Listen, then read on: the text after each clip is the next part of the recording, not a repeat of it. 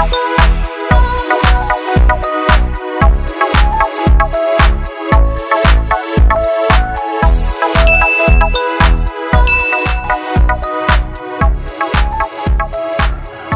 2 weeks, so ito na guys yung update sa ating mga cactus na nilagay po natin dito sa ating PVC pipe. Hello everyone, ito po si Charching ng Succulent Davao and welcome sa ating YouTube channel.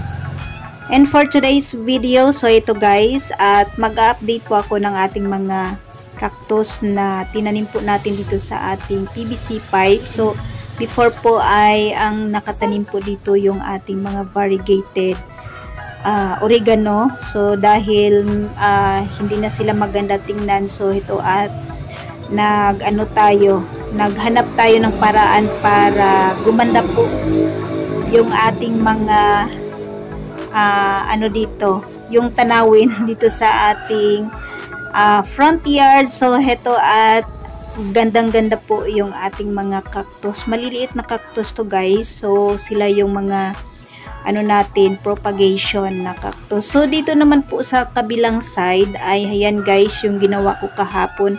Ayan, hindi pa nga sila stable. Ayan, at meron ng natanggal.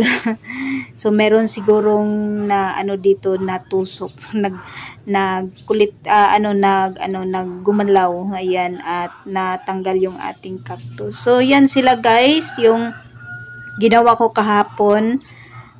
Tinanggal ko yung mga natin variegated oregano, and then yan yung itinanim ko yung ating mga maliliit na cactus. So yan, at hindi ko po diniligan yung ating mga cactus. Ayan yung ating rose at meron na po siyang bud.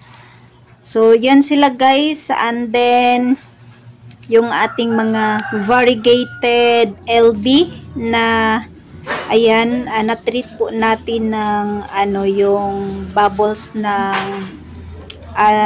detergent powder. Ayan na siya guys. So ito na ang update sa ating LB na ayan, nawala na po yung scale na dumapo po sa ating LB. So ayan na siya guys, malinis na po yung ating cactus. So yan guys ang update sa ating variegated LB.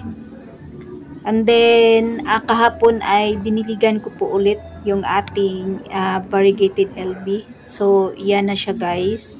Ayan, malinis na po siya. And then yung ang ginawa ko dito, yung hindi natanggal na mga scales ay pinahiran ko lang ng yung cotton buds. Ayan, at natanggal na po yung ating yung scales na dumapo po sa ating variegated LB. So ito guys yung ating mga free ng ating seller. So ito guys, sobrang ganda na ng kulay. So ayan sila, and then sinilip ko kanina at okay naman po yung ating plants. And then meron na naman pong dinapuan.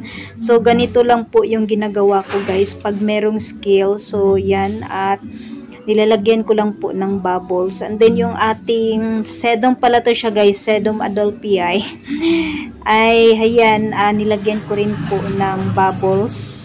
Ayan, at heto po talaga yung nangyayari sa ating mga succulent. Ayan, at pag meron pong mga scale, so yan lang po yung ginagawa kong treatment sa ating mga cactus and succulent. So ito guys yung aking isa pang succulent. Ayan, hindi ko alam yung ID nito kasi nung na-order natin siya ay no ID yung sabi ni seller. So new item pala siya guys. So ayan, at sobrang ganda.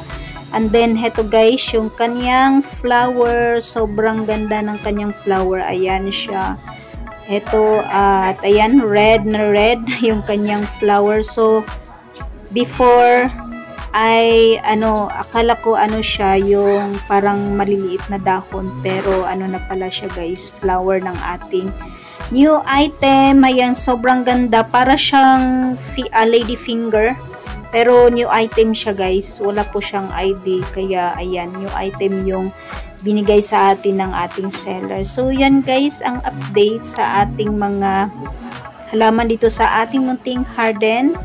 And that's for today guys. Maraming salamat po sa inyong panunood dito sa ating YouTube channel. Thanks for watching.